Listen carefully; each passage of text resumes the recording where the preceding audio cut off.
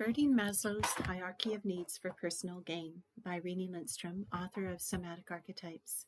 A few years back, I posted about becoming aware of someone using Maslow's hierarchy of needs to attack other people to keep them in challenging positions. Of course, it was self-motivated to get ahead themselves or appear ? Better than ?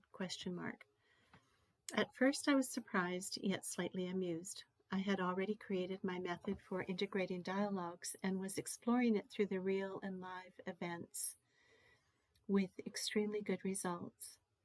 From a personal perspective, it didn't faze me in the way this person intended. This is someone in the local business community with a background of speaking using words in an old system that will have to be replaced in the near future. I did use it as an educational opportunity as I bided my time getting my materials together and organized. I am not sure when I became aware of the potential of projections that this community was using that came into my consciousness, yet it didn't escape me. I posted about it a bit, not in too much detail, just to let them know I knew what they were doing. It must have seemed odd for those not in the know. Yet I suspect with what is emerging globally, it is not something hidden in anyone's consciousness any longer. The witchcraft and demonic behaviors have more than surfaced in the past year and a half. It's been outed on a scale that is fantastical and rolls off people's tongues. I have never practiced witchcraft ritualism on the spectrum of the dark arts, as it is not my thing. At one time, I went in afterwards and cleaned up the mess it left. There is a darkness that can be felt like an energetic entity, and I have witnessed it overtake people's ability to function on a conscious level. The person is so out of it that it's ridiculous. By that point, they are heavily addicted to substances and behaviors that seem to weigh them down to the point of being in anger, rage, depression, and despondent 100% of the time. I don't know personally if the addictions are a result of the dark arts or if they open the door to them, yet I observe them as going hand in hand. So when I heard that a person was using the scale of Maslow's hierarchy of needs to control people, and specifically trying to use it against me, I did what I do. Used it as a learning opportunity based on the model of somatic dialogues I was investing in. So, for example, the demonic dark arts would be used to keep people in survival, the base level of the scale.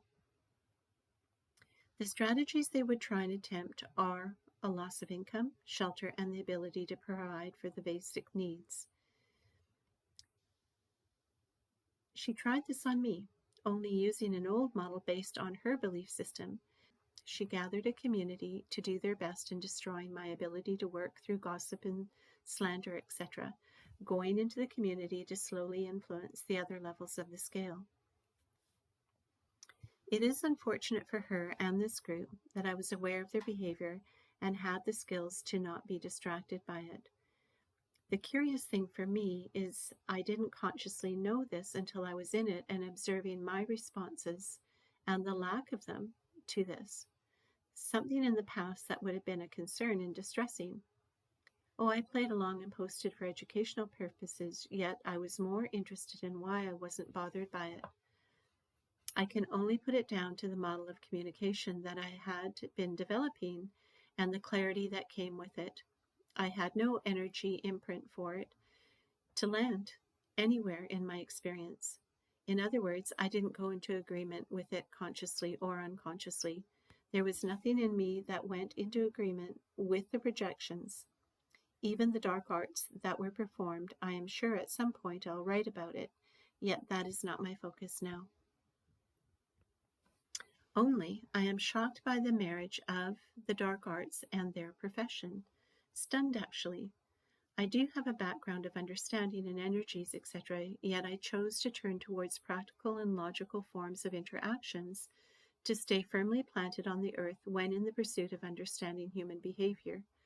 I am aware of it and somatically sense it, see it, etc., Yet my focus of attention is on the human interactive experience with people, places, and things in living situations.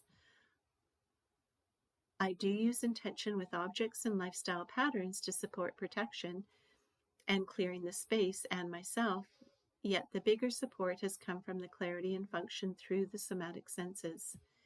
It gives me the motivation to stick with the intention to get this model out and share it. If anything, it became a driving force.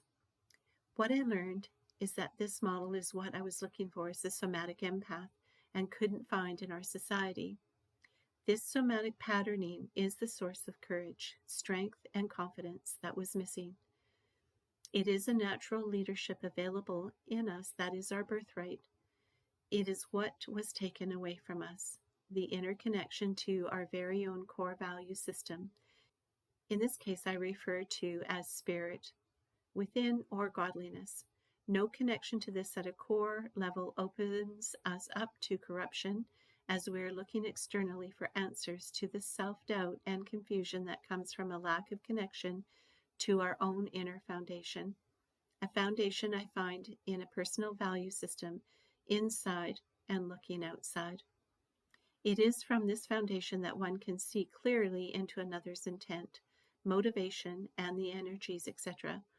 Only it all comes through as clarity, not as something to be fearful of. Learn more about culture of values and awareness through communication at the Inside Awareness Center for Integrative Somatic Learning. Please like and subscribe if you enjoyed this educational content. This somatic and empathic author is laying a foundation for exploring an active somatic pattern of communication that balances out the dominant focus on analytical and debate ways of communicating to achieve more connection within and with others. Please like and subscribe if you enjoyed this educational content, and follow on Facebook, LinkedIn, Instagram, TikTok, X, or Pinterest and Tumblr. Links are in the description box. Once again, thank you for watching. I'll catch you on the next one.